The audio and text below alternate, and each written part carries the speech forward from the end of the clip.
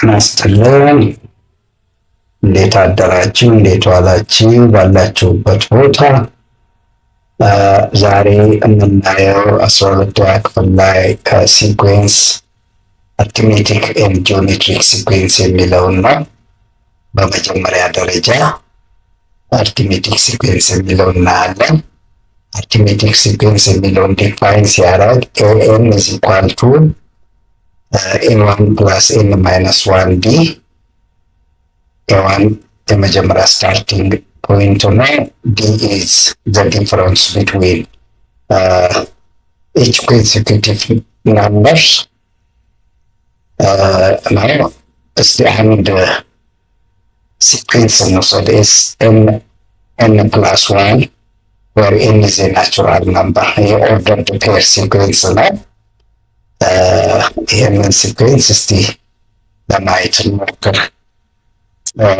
በመጀመሪያ ደረጃ ስላይድ ነው የምንወስደው።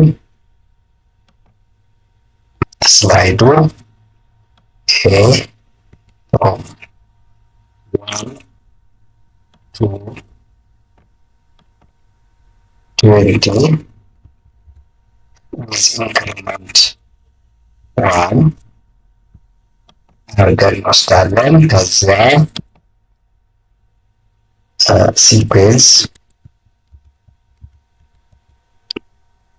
ሲኩዌንስ ኤክስፕሬሽን ኤን ፕላስ 1 variable n starting point 1 end point n በላይ ኦልሬዲ ስላይድ ተደርጓል። ስለዚህ የመጀመሪያውን ፖይንት አገኘን። ይህን ስላይድ ስንጨምርበት ሁለተኛውን፣ ሶስተኛውን፣ አራተኛውን እያለ ሁሉንም ፖይንቶች ለምሳሌ ይሄንን እንትን ብንለው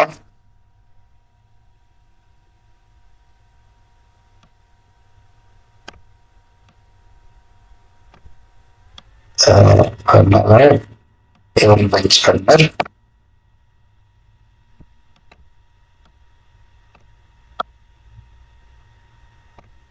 ይህን እየጨመርን ብንሄድ ሲኩዌንሱን ማየት እንችላለን። ኦርደርድ ሲኩዌንስ ኤ1 1 2 ነው። ኤ2 2 3 ኤ3 3 4 እያለ ነው። ዲ 1 1 ነው።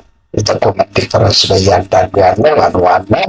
አርትሜቲክ ሲኩዌንስ ማለት ይሄ ማለት ነው። ጂኦሜትሪክ ሲኩዌንስ ወደ ጂኦሜትሪክ ሲኩዌንስ እንሄድ። ጂኤም is equal to g1 times r the power of n minus 1 በዚህ ነው ዲፋይን የሚሆነው። ጂ1 የመጀመሪያው ስታርቲንግ ፖይንት ነው። በኮመን ፋክተር ነው እያንዳንዱ መልቲፕላይ የሆነ የሚሄደው። አር ማለት ሬሽዮ ነው። ጂኤን ፕላስ 1 ኦቨር ጂኤን ነው። እስቲ ለምሳሌ ይሄንን ኤን ቱ ዘ ፓወር ኦፍ ኤን ማይነስ 1 ዌር ኤን ኢዝ አን ኢንቲጀር የሚለውን እንውሰድና እስቲ ጂኦሜትሪክ ሲኩዌንሱ ምን ይመስላል የሚለውን እንይ። መጀመሪያ ይህን እንወስዳለን። ስላይደር ከአንድ እስከ ትልቅ አናደርገው፣ ምክንያቱም ትልቅ ካረግነው ጂኦሜትሪክ ስለሆነ አይበቃንም ለእይታም እንትኑ። ስለዚህ እስከ 6 አድርገን ኢንክሪመንቱን በ1 እናደርጋለን። ከዛ ሲኩዌንስ ኤክስፕሬሽንን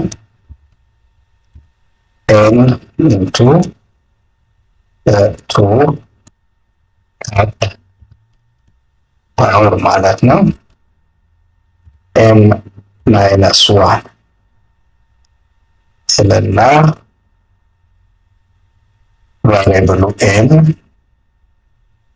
ስታርቲንግ ፖይንት 1 ኤንድ ፖይንት ኤ እና የመጀመሪያውን አገኘናት። 1 1 ላይ ነው። ሁለተኛ ለማግኘት ቱቱ ላይ ሶስተኛ ስሪንፎር አራተኛ እያለ ይህንን ኤክስቴንድ ብናረገው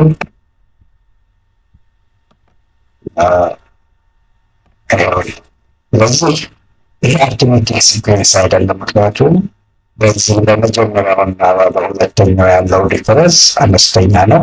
በሁለተኛ እና በሶስተኛ ይጨምራል። ሰምቲንግ መልቲፕሊኬሽን ነው፣ በአር ፋክተር ይጨምራል። እንደዛኛው ኮመን ዲስታንስ አይደለም ያለው ጂኦሜትሪክ ሲኩዌንስ ይህ ማለት ነው።